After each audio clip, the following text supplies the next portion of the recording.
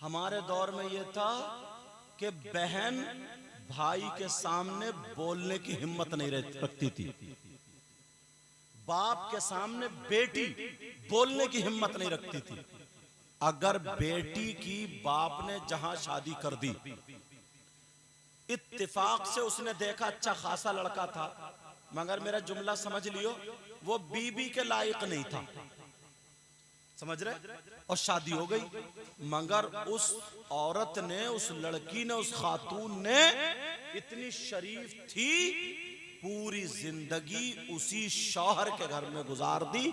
ना तो उससे बच्चे हुए और ना ही उसने अपने दामन पे दाग लगने दी और ना ही शौहर की बेइज्जती की।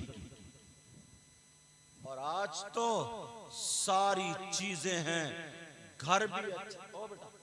घर भी अच्छा है, दूध घी सारी चीजें अच्छी हैं, बस मतलब की एक बात ना हो। और कई कई बच्चों की अम्मा हो गई है, कई कई बच्चों की अम्मा, मगर अब भी कहना मैके वालों ही का मान रही है।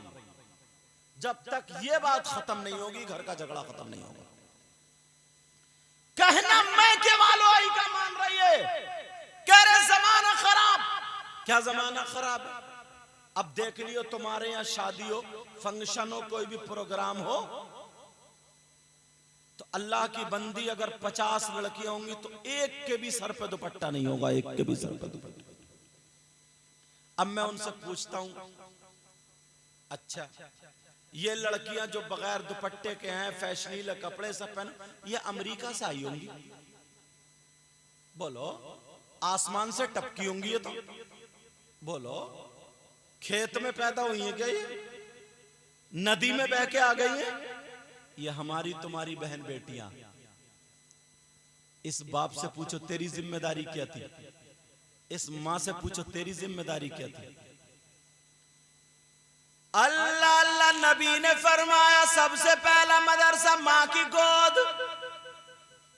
और जब मदरसा ही बिगड़ा हुआ हो तो जो इतनी बड़ी लड़की 8 साल की, 10 साल की, मुसलमानों में नमाज पढ़ने वाला बाप है, कलमा पढ़ने वाला बाप है, मगर पहनावा यहूदियों वाला। जींस की पैंट पहने हुए तुमने नहीं देखी, टॉप पहने हुए तुमने नहीं देखी। अब्बा अंधा हो गया क्या? अब्बा की आंखों पे पर्दा क्या?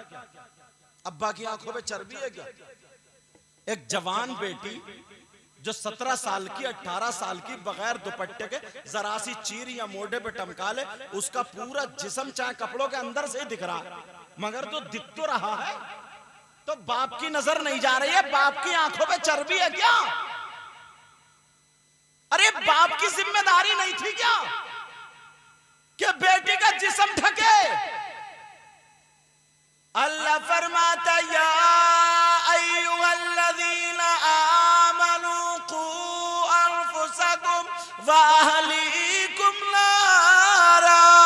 ऐ ईमान वालों, अपने आप को और अपने घर वालों को जहन्नम की आग से बचाओ।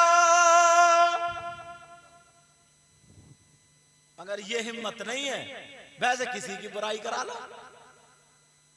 वैसे किसी की बुराई कर लो। इतनी हिम्मत नहीं है कि बेटी जो वो बड़े बड़े शरारे और गलारे और पलाजो और कौन का सा लाजो, जिस लिबास पे लानत बरस रही है, वो नहीं उतरवा सकता। चौराहों पे खड़े होकर बुराई कितनी करा लो। और मुफ्ती इतना बड़ा बनेगा, इतना बड़ा बनेगा कि मत पूछो। और कौम का ये आलम है ना, गिरेबान में झांक के देखें अगर हम, तो हमें हकीकत मालूम हो जाए। इतने लोग बैठे हैं जलसे में, कम से कम तुमने 50 जलसे सुन लिए होंगे अपनी जिंदगी, बोलो नहीं सुने। मगर अगर मैं नमाज जनाजा सुनना शुरू कर दूं ना, तो मुश्किल से जो नमाजी लोग हैं, बुजुर्ग हैं, उन्हीं के याद होगी, वरना किसी के याद नहीं।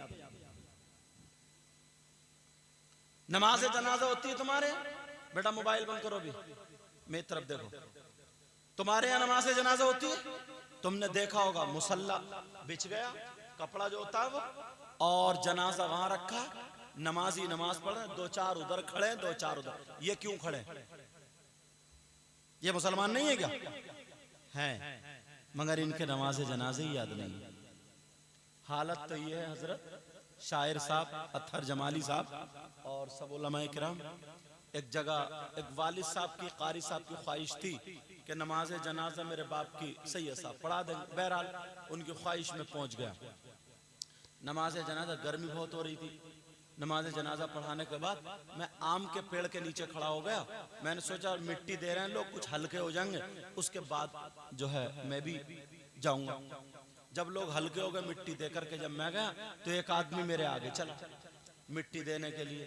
उसने, सही बता रहा हूँ, जब मिट्टी उठाई, उठाने के बाद हाथ में ली और थोड़ी देर झूमता रहा, हिलता रहा, मुंह चलाता रहा, काफी देर मुंह चलाया, झूमता रहा, हिलता रहा और फिर मारी फूंक ऐसे करके फिर डाल दिया। मैं समझ गया इसके दुआ याद नहीं है, क्योंकि इतनी लंबी है ही नहीं।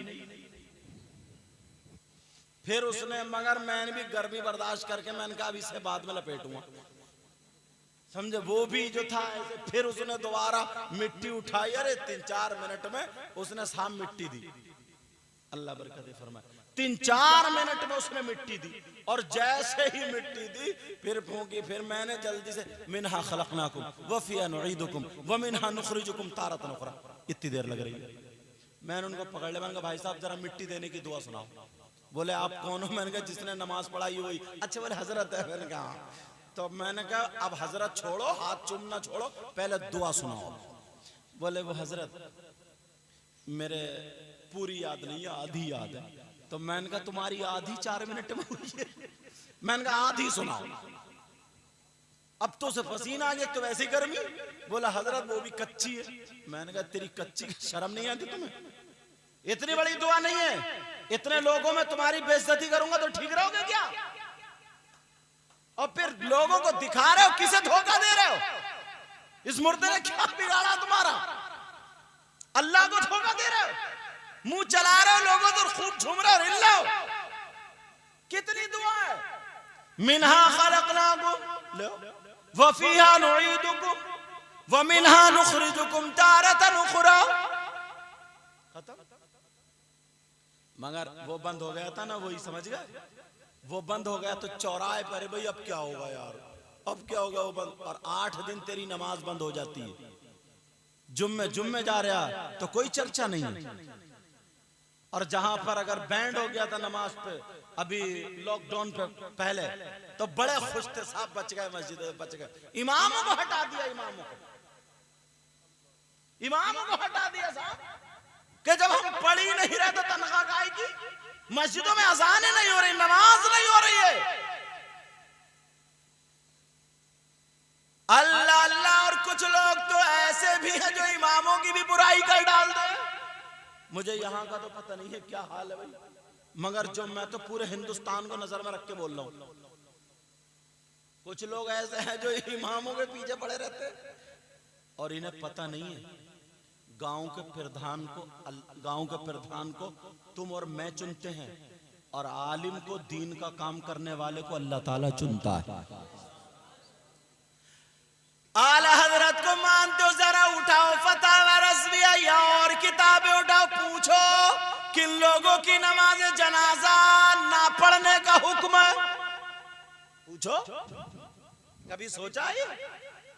5 लोग ऐसे हैं जिनकी नमाज जनाजा पढ़ने का हुक्म नहीं है। उनमें से एक वो है जो इमाम की बगावत करते करते, बुराई करते करते मर जाए, उसकी नमाज जनाजा पढ़ने का हुक्म नहीं है। अल्लाह माफ फरमाए। यहाँ तो खैर अल्हम्दुलिल्लाह मेरी अभी सबसे मुलाकात भी नहीं, मैं तो पहली मर्तबा आया हूँ यहाँ पे, मगर हिंदुस्तान को नजर में रख के कर रहा हूँ। हमारे इलाके में हजरत एक गांव में एक बेचारा बुजुर्ग बूढ़ा ऐसा था, वो जो इमाम जाए उसको अटका ले, जो इमाम जाए उसको अटका ले। एक मसला पूछता था, बोले क्या मसला? आखिरी इमाम थे। बोले हजरत मैं मोटरसाइकिल से जा रहा था। बोले हजरत बस मसला बता दो मुफ्ती साहब। मैंने कहा क्या मसला? अभी 5 मिनट बाद पूछ लो, मोटरसाइकिल पे हूं। बोले ना हजरत बैग बंधा रखा है। मैंने कहा क्या मसला है? बोले एक बुढ़ा पूछता। बोले क्या? बोले ये पूछता, ये बताओ शैतान की खतना हुई कि नहीं हुई?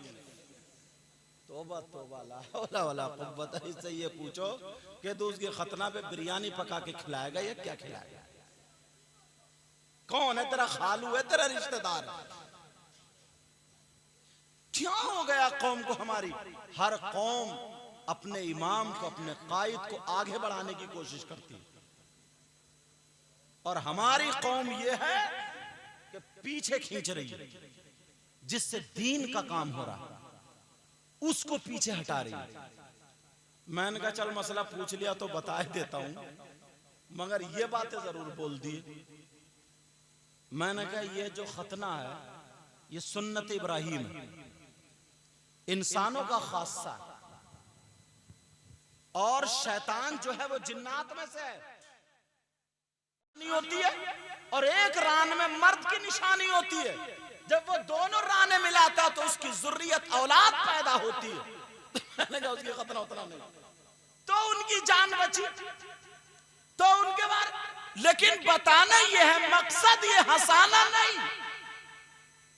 जरा सोचो, आज अगर दीन जो पीछे हटाए वो सिर्फ इन्हीं लोगों की वजह से हटाए, इनसे डबल हिसाब किताब लिया जाएगा। कितने लोग हैं जिनके बच्चे स्कूल में पढ़ रहे हैं, और स्कूल में पढ़ रहे हैं वो उन्हें फीस भी दे रहे हैं। बोलो दे रहे हैं या नहीं दे रहे हैं? इसक्यों स्कूलों में फीस दे रहे हैं। आज मालदार का बच्चा नहीं पढ़ता, मालदार नहीं पढ़ाता। क्यों? इसलिए ये पढ़ने के बाद क्या करेगा? इमामत क्या करेगा मदरसे में? उसमें तनख्वाह कितनी है? 6,000 10,000, 6,000 10,000। कैसे जिंदगी गुजारेगा?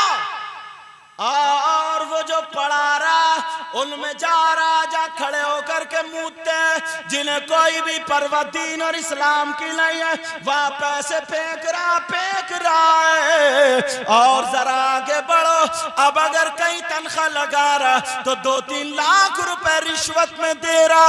नबी फरमाते हैं अर्राशी वल मुर्तशी किलाहुमा फिन्नार। सोचा तुमने कभी बड़े मालदार लोगों ने बच्चों को पढ़ाना क्यों छोड़ा? अगर यही मदरसे में 35,000 40,000 50,000 तनख्वाह होती तो सबके बच्चे पढ़ते। आज प्रधान का बेटा इमाम क्यों नहीं होता? अरे जब तुम मालदार हो, तुम्हारा बच्चा पढ़ जाएगा तो फी सबीलिल्लाह नमाज पढ़ाएगा, मगर किसी की अनटोटी बात नहीं सुनेगा। वो गरीब ने अगर पढ़ा लिया तो उसके पीछे पड़ गए, उसका बस्ता बंद गया। और हम बड़े खुश हुए कि हमने 3 इमाम निकाल दिए। बोलो तुम्हें पता चलेगा कब्र में कितने गुर्ज पड़ेंगे तुम्हारे, हक पे थे या ना हक पे। एक तो ये कह रहा हजरत, बोले अल्हम्दुलिल्लाह रब्बिल आलमीन इय्याका नअबुदु व इय्याका नस्तईन नहदिनस सिरातल मुस्तकीम। उसने बोला नहदे पढ़ा, नमाज होगी नहीं। मैंने कहा अगर बूढ़े हो बुजुर्ग हो माफ करना, मदरसे मेरे पास आते 3 दिन तुम्हें मुर्गा बनाता मैं। अरे उसे पता ही नहीं है, ये ग्रामर है, ग्रामर अरबी का किरात का कायदा है, और तूने पढ़ा एहदे। अगर उसने नोहदे पढ़ा पीछे से मिला करके, हमजा गिर गया वो, और गलती निकाल लिया उसकी, कह रहे इसके पीछे नमाज ही नहीं है। आ गया फतवा लेने मेरे यहाँ जसपुर में। कैसे एक तो जहालत यह कि तू पढ़ा नहीं, और दूसरी ऊपर से गलत फतवे लगा। अपनी जवानी देखी नहीं, पूरी जवानी रंडियां देखते हुए निकल गई। और अगर इमाम मस्जिद के हुजरे में गर्मी लग रही है, टोपी उतार के अगर बैठ गया तो पूरे गांव में उड़ा दिया, रे इमाम तो बगैर टोपी का घूम रहा। बुरा मानने की बात नहीं है, अगर तुम्हें नहीं समझाऊं तो किसे समझाऊं? बोलो, अपनी जवानी तो देखो कहां गुजरी है, उसकी उम्र तो देखो क्या है। अगर उसने मोहल्ले के 2-3 लड़कों से भी, वो अपनी उम्र वालों से तो दोस्ती करेगा। अगर मोहल्ले के लड़कों में बैठ गए, हर आदमी का एक मिजाज होता है, उसी में अगर बैठ गए, लो वो तो लड़कों के साथ घूम रहा है इमाम। तो उसने ये गलती कर ली कि वो हाफिज कुरान हो गया, उसने गलती कर ली कि वो आलिम हो गया, उसने ये गलती कर ली कि वो कारी हो गया, उसने गलती कर ली कि नमाज पढ़ा दी। अब उसके हाथ पांव बंद गए, वो ना बरेली शहर में घूमने जा सकता, ना वो किसी से दोस्ती कर सकता। न वो कहीं बैठ के खाना खा सकता है, न वो चाय पी सकता है। उसने इतना बड़ा जुल्म कर लिया, कोई काम नहीं, जितने जायज काम है वो नहीं कर सकता क्या? सहाबा ने तिजारत भी की, हर जायज काम उसके लिए जायज है। सोच बदलो अपनी, वरना मस्जिदों में कोई नमाज पढ़ाने वाला तक नहीं मिलेगा। एक तो वो यहूदी और नसारा ये चाहते थे कि मुसलमानों से दो चीजें ले लो फिर हमारा कब्जा इन पे। वो दो चीजें क्या क्या? एक तो मोहब्बत रसूल, मोहब्बत रसूल, उसकी हिफाजत अल्लाह के फजल से सरकार आला हजरत ने फरमाई। मोहब्बत, और क्या जमीन जायदाद का झगड़ा थोड़ी था। वो भी तो मौलवी थे जो ये कह रहे थे नबी को पीठ पीछे का इल्म नहीं, कोई इल्म गैब नहीं।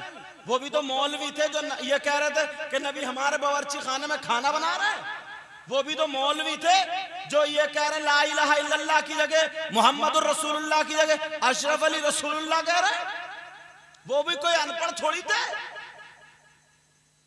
वो भी तो मौलवी थे। मगर आला हजरत को, अहमद रजा को अल्लाह ने बरेली में ऐसा पैदा किया कि उसने सुन्नियत का झंडा गाड़ दिया। तुम जानते हो झगड़ा क्या, लड़ाई क्या? दुरूद फाता की नहीं है। हर घर में कुरान है। क्या तुम बताओ, ये मैं बहुत आसान करके बता रहा हूं, तुम बताओ क्या नबी गुनाहगार हो सकते? अगर कोई नबी को गुनाहगार खताकार माने उसका ईमान हो सकता है? नबी मासूम अनिल खता, सर से लेकर पैर तक गुनाहों से पाक। बल्कि नबी नहीं, सारे अंबिया, जितने भी रसूल और अंबिया सब गुनाहों से पाक। मगर कुरान में लियग़फ़िर लकल्लाहु मा तक़द्दम मिन ज़ंबिका व मा तअख़्ख़र, इसका तर्जुमा यही तो लिखा था, ऐ महबूब अल्लाह फरमाता हमने तुम्हारे अगले पिछले गुनाह माफ कर दिए। तो अगले पिछले जब गुनाह माफ किए तो इसका मतलब क्या हुआ? नबी गुनाहगार थे? आला हजरत ने तर्जमा किया, बोले गलत है ये। आला हजरत ने कहा लाम सबबिया बताया, कहा ऐ महबूब तुम्हारे सबब अल्लाह ने तुम्हारी अगली और पिछली उम्मत के गुनाह माफ कर दिए। ये झगड़ा था। कितने लोगों का ईमान खतरे में था, कितने लोगों का। क्या नबी गुमराह हो सकते हैं? उसने तर्जमा कर दिया ववजदका ضالًا फहदा, ऐ महबूब हमने आपको गुमराह पाया तो हिदायत दी। इसका मतलब नबी गुमराह थे? आला हजरत ने वही रोक लिया, कहा नहीं ऐ महबूब हमने आपको अपनी मोहब्बत में खुद रफ्ता पाया, खिंचता हुआ पाया तो हिदायत दी, आगे बढ़ा दी।